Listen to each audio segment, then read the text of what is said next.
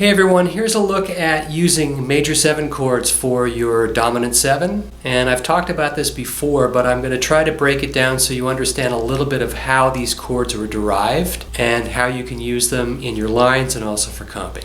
Check it out. So the first chord I'm going to use as a substitute for my G7, I'm going to do a 2-5-1 in C major, is I'm going to use D flat major 7. And let me explain why I'm using the major 7. If you take an F minor triad, which is right here, right, and I play G in the bass, I now have an altered dominant for myself. And you can see right here, there's the flat 9, there's the 11, there's the flat 7. And a good way to do this is actually simplify it. Take your D minor 7, take the F major chord, and then lower that F major to a minor chord, F minor, and then resolve it a half step down. You can do this with any 2-5-1. You don't even have to have that D flat note in there. I've got this chord, D minor 7, going to D flat. Now I'll explain the D flat is just the flat 5 of the G. Now normally you'd think, okay, flat 5 substituted G would be a D flat, which it is, and that's the relationship of dominant 7s. We know we have the traffic circle, G, B flat, D flat, and E. But if I normally would use this dominant 7, D flat 7, you see now that I have the B, which is the third of G. So now I have a dominant flat 9 with a flat 5. I could just as easily take D flat triad and put it over the G. Now I have another voicing here which gives me the flat 9 and flat 5. But here, with the major 7 chord, it has a certain kind of tonality that resolves nicely into the C. And you have to remember these cadences and the functions of each chord are more important than the actual key or the actual scale. You got to get away from thinking scales and key centers. What you have to look at is the content of each chord you're playing.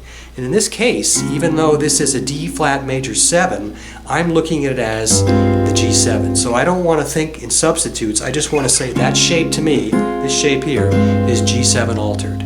And it's an easy thing to remember because if you just take a straight minor 7 chord, you take the upper structure triad, which is that major triad, just make it a minor triad. Doesn't matter what key you're in, it's the same thing, and move down a half step.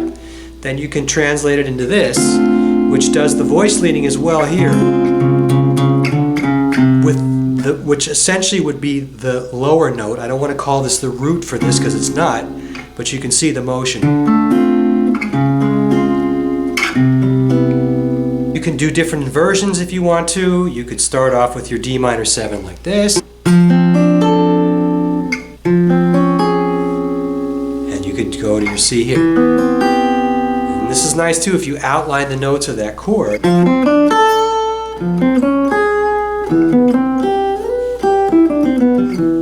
It's a nice line. Here,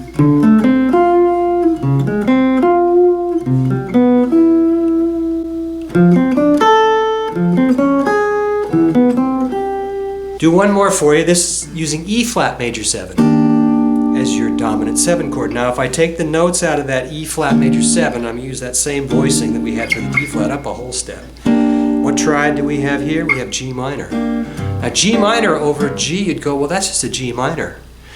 Well, it is and it isn't, because that note, that B flat, is actually the sharp 9. So now, what do you have? You have the sharp 9 with the B flat.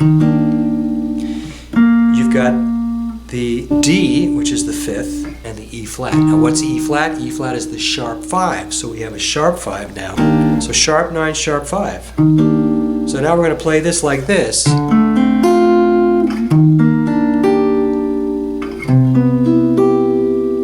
Or we could play it this way.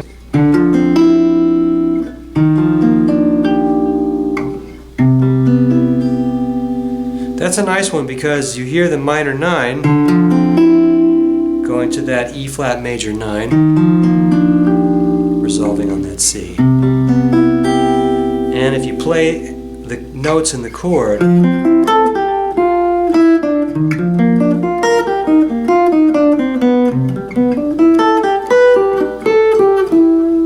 or we could do it this way.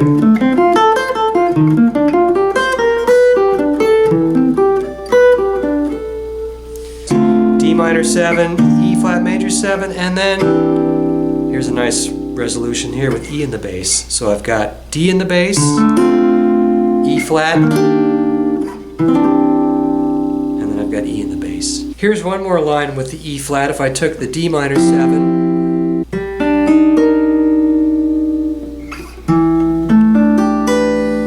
and listen how the line sounds.